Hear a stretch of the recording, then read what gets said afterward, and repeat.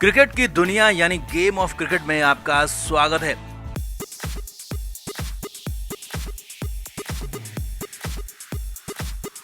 विराट कोहली भारत के अब तक के सबसे सफल कप्तान हैं। न सिर्फ टेस्ट बल्कि वनडे और टी20 कप्तानी में भी विराट कोहली का अब तक कोई सानी नहीं रहा है और विराट ने हर फॉर्मेट में अपनी कप्तानी का लोहा मनवाया है। लेकिन ठीक दूसरी तरफ विराट पर एक बहुत बड़ा दाग भी है और वो ये कि आईसीसी टूर्नामेंट्स में विराट ढेर हो जाते हैं, फाइनल सेमीफाइनल में उनकी धार गायब हो जाती है और अब फाइनली खबर आ रही है कि विराट कोहली टी20 वर्ल्ड कप के बाद कप्तानी छोड़ देंगे। जी हाँ, और बड़ी खबर यह है कि विराट कोहली ने इसके लिए तारीख का भी ऐलान कर दिया है। विराट ने साफ साफ बता दिया है कि वो अब कप्तानी नहीं करेंगे। लेकिन एक बड़ा ट्विस्ट ये है कि नए कप्तान के लिए सिर्फ रोहित शर्मा अकेले दावेदार नहीं है, बल्कि दो और नाम कप्तानी की दावेदारी लिस्ट में शामिल हो गए हैं, जो कि बड़ी खबर है। तो क्या कहा विराट ने, कौन सी है वो तारीख और रोहित के अलावा कौन है वो दो नाम जो कप्तानी की दौड़ में शामिल हैं, आपको बताते हैं। आप इस वीडियो को शेयर करें और कमेंट बॉक्स में जरूर बताएं कि क्या विराट को कप्तानी छोड़ देनी चाहिए और भारत का अगला कप्तान कौन होना चाहिए। तो विराट कोहली को लेकर पिछले कुछ दिनों से कयास लगाए जा रहे थे कि उनसे कप्तानी छीनी जा सकती है या फिर विराट को टी20 वर्ल्ड कप तक का टाइम दिया गया है और यहाँ फेल हुए तो विराट की कप्तानी जाएगी। लेकिन अब पूरी तरह से साफ हो गया है कि विराट कप्तानी छोड़ने जा रहे हैं और खुद विराट कोहली ने इसकी तारीख का ऐलान भी कर दिया है, तारीख भी बता दी है। बीसीसीआई सूत्रों के मुताबिक विराट कोहली, रवि शास्त्री, सौरव गांगुली और जय शाह के बीच एक लंबी मीटिंग हुई जिसमें विराट ने खुद ही कप्तानी छोड़ने की बात कही है। जी हां, विराट ने खुद कहा है कि वो टी20 वर्ल्ड कप के बाद कप्तानी छोड़ देंगे। यही नहीं, चाहे नतीजा कुछ भी हो, भारत अगर टाइटल जीत जाता है, वर्ल्ड कप जीत जाता है, तो भी विराट कोहली कप्तानी छोड़ देंगे। विराट ने तारीख इसके लिए तय कर दी है।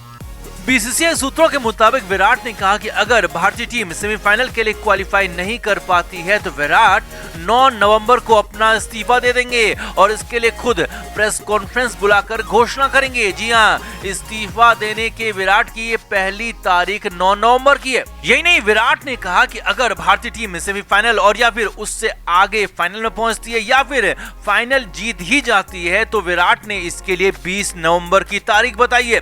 विराट ने बीसीसीआई से कहा है कि 14 नवंबर को टी20 वर्ल्ड कप का फाइनल मैच होगा और भारत चाहे फाइनल जीत भी जाएगा तो भी विराट 20 नवंबर को अपना इस्तीफा सौंप देंगे। यानी कि विराट ने साफ साफ कह दिया है कि वो अब लिमिटेड ओवर्स में कप्तानी के इच्छुक बिल्कुल भी नहीं है, क्योंकि वो बार बार रोहित शर्मा के साथ अपनी तुलना नहीं चाहते और बल्लेबाजी पर अपने फोकस करना चाहते हैं और इसीलिए वनडे और टी20 की कप्तानी छोड़ देंगे। हालांकि विराट कोहली टेस्ट कप्तान बने रहेंगे, यानी कि ये तय है कि विराट वर्ल्ड कप के बाद कप्तानी छोड़ देंगे, नतीजा चाहे कुछ भी हो। और ये बात विराट ने बीसीसीआई को साफ साफ बता दी है। अब यहाँ पर विराट कप्तानी छोड़ेंगे तो सभी को लग रहा था कि रोहित शर्मा ही अगले कप्तान होंगे, लेकिन इसमें भी बड़ा ट्विस्ट है। रोहित अकेले कप्तानी की दौड़ में नहीं है। यहाँ पर 3 नाम हैं जो कि कप्तानी की दौड़ में शामिल हैं। पहला नाम रोहित शर्मा का ही है। रोहित लंबे समय से उप कप्तान है और उनका कप्तानी पर हक भी बनता है और आईपीएल में 5 खिताब जिताकर वो सफल कप्तानों की लिस्ट में भी शामिल है। यही नहीं, भारत को भी अब तक 19 टी20 मैचों में कप्तानी करके 14 मैच जिता चुके हैं, यानी कि विनिंग परसेंटेज 80% है। और वनडे में भी 10 में से 8 मैच अपनी कप्तानी में भारत को जिताकर यहाँ भी 80% विनिंग परसेंटेज रखते हैं। और रोहित शर्मा कप्तान बनने के पहले दावेदार हैं। रोहित का दावा सबसे ज्यादा मजबूत है और रोहित के कप्तान बनने की ही संभावना भी सबसे ज्यादा है।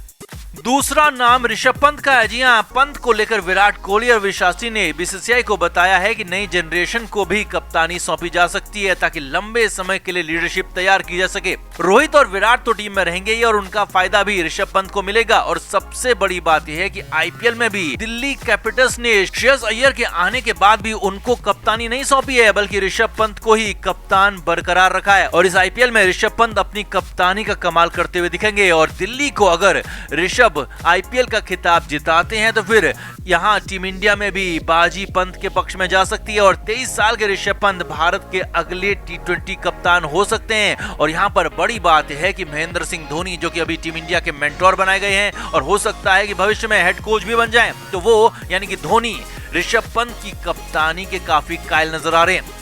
तीसरा नाम है केएल राहुल का। जी हां, विराट से बीसीसीआई ने नाम पूछे थे तो विराट ने रोहित के अलावा ऋषभ और राहुल के नाम लिए थे। अब राहुल काफी मैच्योर हो चुके हैं, वनडे टी20 के जानदार खिलाड़ी हैं, टेस्ट मैचों में भी तूफानी बल्लेबाजी कर रहे हैं और राहुल की किस्मत का ताला भी आईपीएल से ही खुलेगा। यानी कि राहुल अपनी कप्तानी में पंजाब किंग्स को खिताब जिताते हैं और कप्तानी साबित करते हैं तो फिर अचानक ही राहुल भी कप्तानी की दौड़ में आगे पहुंच जाएंगे और राहुल भी टीम इंडिया के अगले कप्तान हो सकते हैं। यानी कुल मिलाकर रोहित शर्मा 70% चांसेस के साथ आगे बढ़ रहे हैं। रोहित शर्मा को कप्तान बनाए जाने की संभावना सबसे ज्यादा है, लेकिन ऋषभ पंत भी 20% संभावनाओं के साथ अगले कप्तान बन सकते हैं और ऋषभ के साथ धोनी का बैकअप होना सबसे बड़ी बात माना जा रहा है। यानी कि धोनी चाहते हैं कि ऋषभ पंत को कप्तान अगला बनाया जाए, उन्हीं की तरह विकेटकीपर बल्लेबाज कप्तान होगा तो टीम इंडिया को इसका बड़ा फायदा हो सकता है, ऐसा धोनी का मानना है। और इसीलिए ऋषभ पंत के भी अगला कप्तान बनने की संभावना बनी हुई है, बढ़ी हुई है, जबकि केएल राहुल के कप्तान बनने की संभावना 10% है। लेकिन बड़ी बात यह भी है कि राहुल के लिए भी संभावना अब बनी हुई है। तो कुल मिलाकर विराट की विदाई तय है। भारत के सबसे सफल कप्तान विराट कोहली की विदाई फाइनल है और टी20 वर्ल्ड कप के बाद भारत को नया कप्तान मिलेगा। अब हम अपनी बात करें तो हम तो यही कहेंगे कि विराट अगर टी20 वर्ल्ड कप का खिताब जीतते हैं तो फिर विराट को कप्तानी नहीं छोड़नी चाहिए और 2023 तक टीम को लीड करना चाहिए। 2023 वनडे वर्ल्ड कप तक टीम को लीड करना चाहिए, क्योंकि अब भी वो भारत के सबसे सफल कप्तान हैं, महान खिलाड़ी हैं और इस तरह से तो कम से कम विराट की विदाई नहीं होनी चाहिए। तो आपका क्या मानना है? आप भी कमेंट करके जरूर बताएं और वीडियो को शेयर भी करें।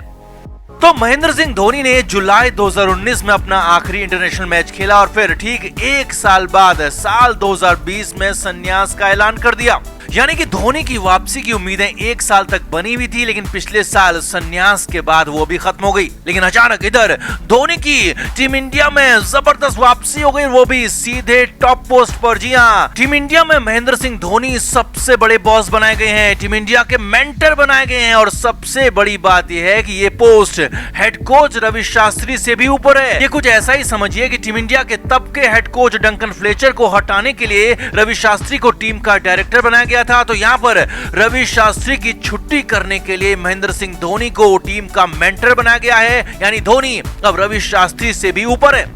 अब धोनी की टीम इंडिया में वापसी कैसे हुई और वो भी सीधे टॉप पोस्ट पर, तो उसकी पूरी इनसाइड स्टोरी भी आपको बताते हैं। इसके लिए विराट कोहली और सौरव गांगुली कुछ महीनों से प्लानिंग कर रहे थे। हमने पहले भी आपको बताया था कि धोनी टीम इंडिया के अगले हेड कोच हो सकते हैं, गांगुली उनसे लगातार बात कर रहे हैं। तो सबसे पहले विराट कोहली ने ही धोनी से फोन पर बात की थी।